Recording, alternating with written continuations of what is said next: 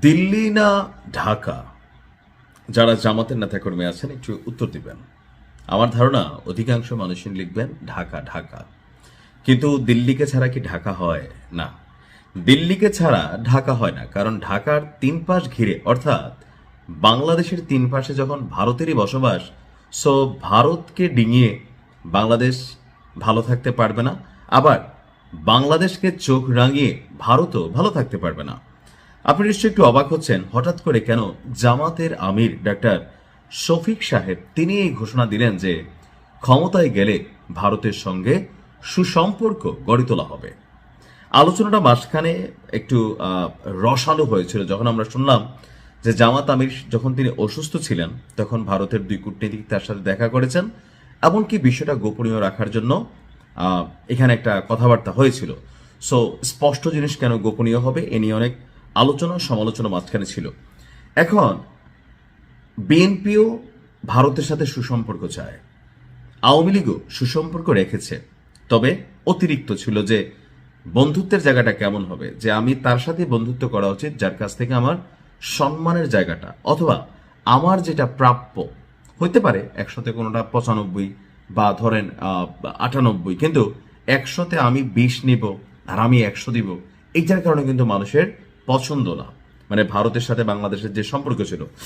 তো এর মাঝখানে আমরা বরাবরই জামাতের যে অবস্থান দেখছিলাম বা জামাতের যারা নেতাকর্মীরা আছে কথায় কথায় বা তাদের যে জোট আছেন দিল্লি না ঢাকা, তো সবাই বলে যে ঢাকা ঢাকা। কিন্তু এখন জামাতের শফিক ভাই তিনি যখন বলেন যে ভারতের সাথে সুসম্পর্ক গড়ে তুলতে হবে, এখানে আপনার পররাষ্ট্র নীতি বুঝতে হবে। এখন আমরা যারা আমজনতা আছি ছোট্ট উদাহরণ দিলে বুঝবেন, যেমন ফুটবলার লিওনেল মেসি অথবা রোনালদো অথবা আপনার পছন্দের যে কোনো খেলোয়াড়, তারা যখন বিদেশের মাটিতে বসে কোনো একটা ম্যাচ খেলে আমরা চা দোকানে বসে আরে ধুর বেটা, হ্যাঁ 5টা দেওয়ার কথা ছিল ডাইনে দিয়ে দিছি বামে, আমাদের মধ্যে মনে হয় যে আমরা মেসির গুরু এখানে চা দোকানে বৈশা বৈশা চা খাচ্ছে আর খেলা শিখাচ্ছে। ধুর বেটা খেলাটা কিটা খেললো, খেলতেই পারে না, আছে না আছে। ক্রিকেটারদের নিয়েও আমরা কিন্তু এই ধরনের আলোচনা করি, কিন্তু যিনি মাঠে খেলেন, যিনি চেয়ারে বসেন, তার বিষয়টা আলাদা।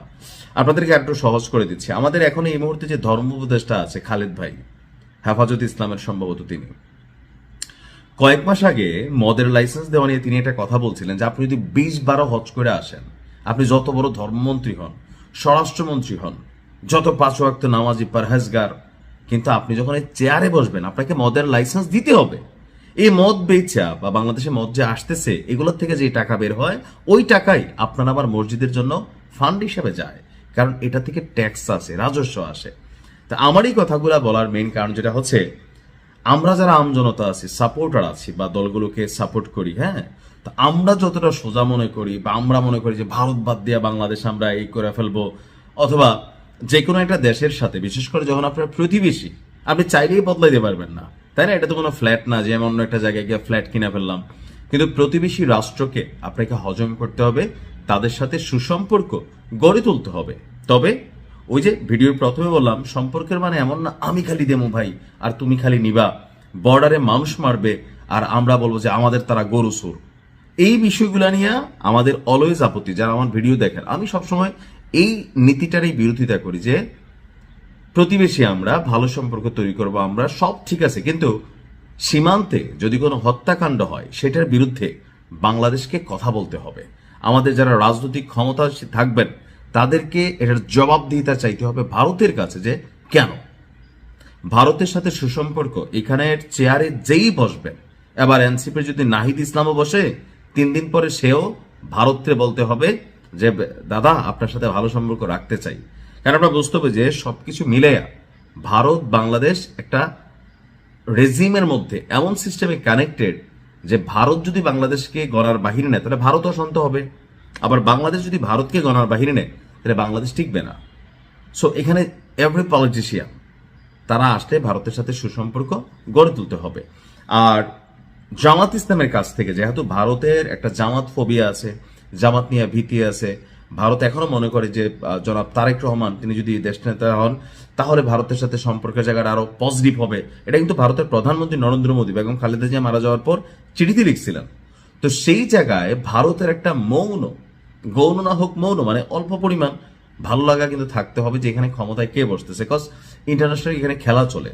তো সেই জায়গা থেকে জামাত যেটা ভারতকে মেকশিওর করতে চাচ্ছে যে জামাত নিয়ে, যে জামাত ক্ষমতায় আসলে রিস্ক বা প্লাস মাইনাস যে চিন্তা ভাবনা, এগুলা ভুল।